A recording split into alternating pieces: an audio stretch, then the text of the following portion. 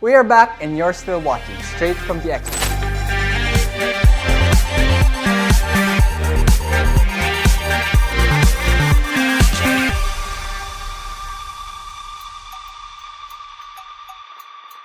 In the first part of this episode, we learned a lot about solar energy and the basic setup for the household. This time, we will weigh the pros and the cons of using solar energy plus its benefits. Actually, I've been interested in solar energy when it was first became popular and when I realized that the solar power in a house can power yung mga aircon, which is yung pag summer kasi, pag nagbukas ang aircon, lagi kang, there's always this part of me that worries about the next electric bill.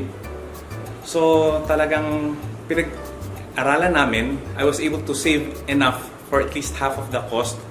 Pero talagang I've been an advocate of solar power ever since. So ayan, we're still inside the home of Francis and he just shared his reason on why he wanted to use solar energy in his house. One of the main reasons why homeowners want to power their homes with solar energy is sustainability. Victoria, is this correct? That's right. So solar power is a renewable energy source. What we mean by renewable energy source is the source is something that doesn't deplete, similar to what's happening with coal and with gas. Yeah, but what's great about having your own source of energy is that you don't have to rely on the electrical grid, am I right? Now, that's only true if we have batteries. Oh, yeah. So on a standard setup, an on-grid setup, you still need to rely on the existing electrical grid and the utility that manages it. But if you have battery installations and the setup becomes something that transfers from on-grid to off-grid, then yes, you do not have to rely on your existing distribution utility to provide power to your home. I know the first investment talaga is the one that's a bit hefty, but the benefits outweigh the price, diba? Especially on the long run. Yes, it does. And I wouldn't use the word expensive. Honestly, you get the value that you're paying for. Now, if the value that you want is 100% electricity access, may bagyo, may down sa distribution utility, then having a solar installation with batteries is worth it. Immediate benefit would be yung monthly bills ng electricity, and with the hybrid setup, we have electricity pag brownout. I was spending as much as 12,000 per month. Sa grid tie na setup, I was able to save around 4,000. That's a conservative estimate yun. Nung hybrid na ako, nung Feb 2021, that's another 3,000 per month. So right now, I'm saving at least 7,000 to 8,000 per month. Let's now move on to the cons. That's what like I said, I think it's really the first investment talaga that's really heavy on the pocket. The first investment, the capital, this is something that you can speak with your installer.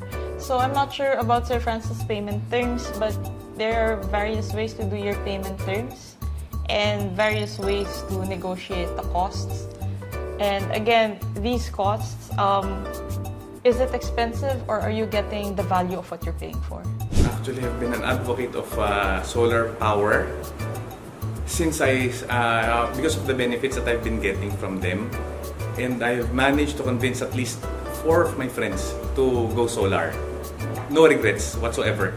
All the money that I spent is well worth it. The only challenge, I think, is the cost. It's not cheap, but it's well worth it. Actually, I think yung investing on solar is probably best investment that I've made in the past 10 years.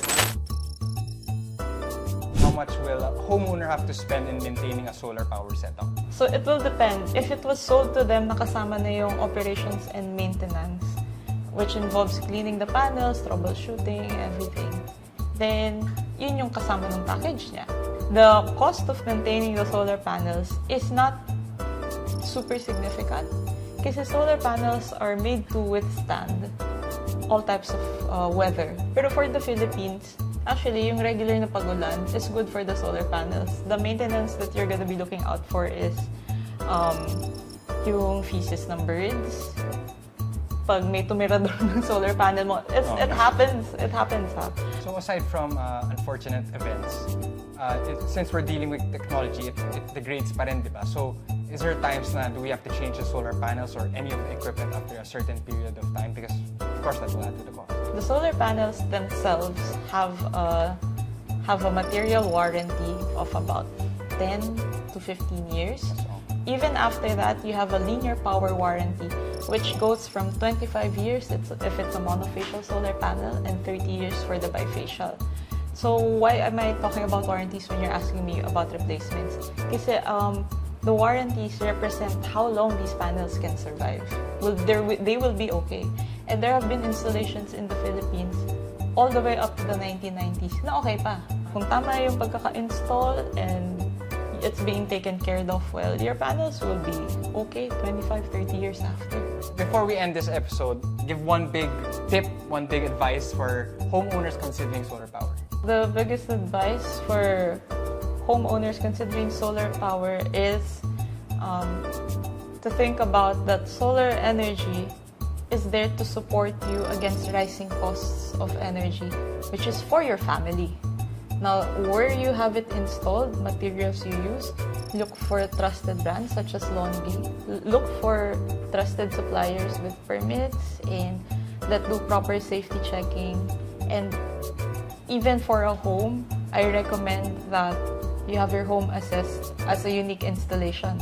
Because per home, magkakaiba tayo ng consumption. Similar, pero sometimes it comes down to the wire kung anong inverter, ilang panels for this information. So analyze everything and make smart decisions. Thank you very much, Victoria, for sharing your expertise about solar energy. In this episode, we've learned more about harnessing the power of the sun for our electrical needs and how it can be beneficial for homeowners. But then, because of our discussion, Victoria, na-inspire tuloy ako na baka sa future home ko. Revisit. Yeah. Yes. So if I have more questions, I'll just find you. I hope this episode of Straight from the Expert was as insightful for you as it was for me. Thank you again, Victoria, for sharing your time with us today. Thank you for having me. Thank you. How can our audience reach you? To reach me and LONGi Solar here in the Philippines, we have local distributors who offer the product. Straight to me would be our LONGi Facebook pages. And you can also find me in LinkedIn. We would also like to thank Francis for opening his home to us. And that's it for this very enlightening episode. If you're looking for more helpful and informative videos and stories like this, please visit gmanetwork.com/lifestyle and follow them on Facebook, Instagram, and Twitter. If you want to follow me, it's at Manolo Pedrosa and all my social media sites. Thank you for watching, and until the next episode of Straight from the Expert.